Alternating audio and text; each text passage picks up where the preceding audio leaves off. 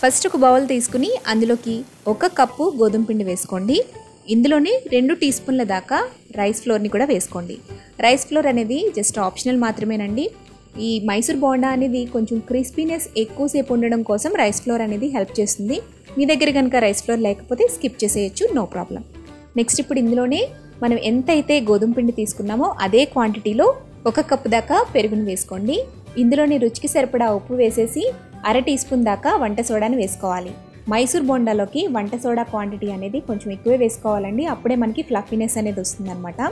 తర్వాత ఇందులో 1 tea spoon దాకా జీలకర్ర, సన్నగా కట్ చేసి పెట్టుకున్న 1 టేబుల్ స్పూన్ పచ్చిమిర్చి తరుగు, 1 టేబుల్ స్పూన్ సన్నగా తరిగి పెట్టుకున్న అల్లం తరుగు, అలాగే సన్నగా కట్ చేసి పెట్టుకున్న కరివేపాకు తరుగు 1 టేబుల్ స్పూన్ దాకా వేసుకోండి. వీటన్నిటిని కూడా ఫస్ట్ వాటర్ వేయకుండా బాగా మిక్స్ చేసుకోండి. ముందే నీళ్లు పోసేస్తే పిండి కన్సిస్టెన్సీ అనేది జారుగా అయిపోయే ఛాన్స్ ఉంటుందండి.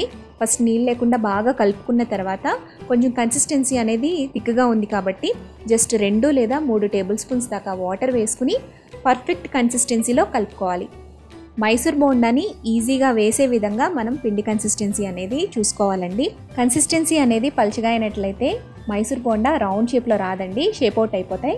అందుకని కొంచెం పలుచగా అయితే మరికొంచెం గోధుమ పిండి వేసుకోండి. ఇలా వాటర్ని యాడ్ చేసుకుని కన్సిస్టెన్సీని అడ్జస్ట్ చేసుకున్న తర్వాత పిండిని కనీసం 2-3 నిమిషాల పాటు బాగా బీట్ చేసుకోవాలండి.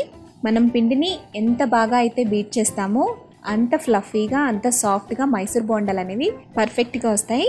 సో ఇలా పిండిని బాగా బీట్ చేసేసుకున్న తర్వాత మూత పెట్టేసి 2 గంటల పాటు ఈ పిండిని పక్కన పెట్టేసి రెస్ట్ ఇవ్వండి. ఒకవేళ మీరు పుల్లటి పెరుగు కనుక యూజ్ చేసినట్లయితే 1 గంట పాటు పులియబెట్టుకుంటే సరిపోతుంది.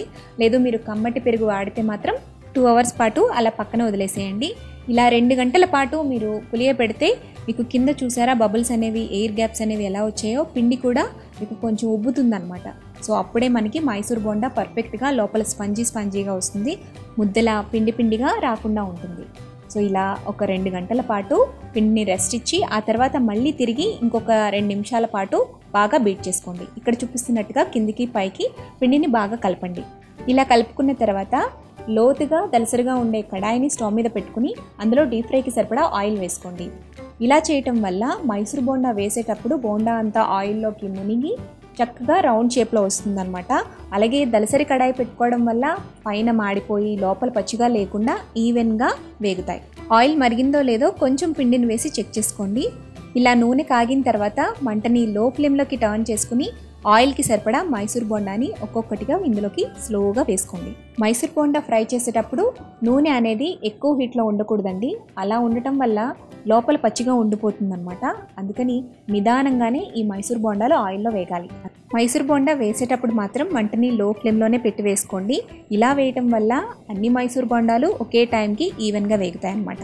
ఇలా ఆయిల్కి పట్టే విధంగా బోండాలు వేసేసిన తర్వాత ఇప్పుడు మంటని మీడియం ఫ్లేమ్లోకి అడ్జస్ట్ చేసుకుని ఇక్కడ చూపిస్తున్నట్టుగా మైసూర్ బోండాలు అన్ని వైపులా ఈవెన్గా వేగే విధంగా గోల్డెన్ కలర్ వచ్చేంత వరకు బాగా ఫ్రై చేసుకోండి. ఇలా ఈవెన్గా వేగి మైసూర్ బోండా మంచి రంగులోకి చేంజ్ అయిన తర్వాత వీటిని తీసుకుని టిష్యూ ఉన్న బౌల్లోకి ట్రాన్స్ఫర్ చేసేసుకోండి. ఇదే విధంగా మిగిలిన పిండితో అన్ని బోండాల్ని కూడా ఫ్రై చేసుకుని వేడివేడిగా కొబ్బరి చట్నీతో సర్వ్ చేసుకోండి, చాలా టేస్టీగా ఉంటాయి. మీకు ఇక్కడ టెక్స్చర్ చూస్తేనే అర్థమైపోతుంది కదండి మైసూర్ బోండా ఎంత పర్ఫెక్ట్గా వచ్చిందో. నాకైతే మైదా పిండితో చేసే బోండా కన్నా కూడా ఇలా గోధుమ పిండితో చేసిన బోండాయే టేస్టీగా అనిపించింది. పైన క్రిస్పీగా, లోపల సాఫ్ట్గా, స్పంజీగా చాలా పర్ఫెక్ట్గా వచ్చిందండి. ఈసారి మీరు మైదా పిండితో కాకుండా ఇలా గోధుమ పిండితో మైసూర్ బోండాని ట్రై చేయండి, మీ అందరికీ కూడా తప్పకుండా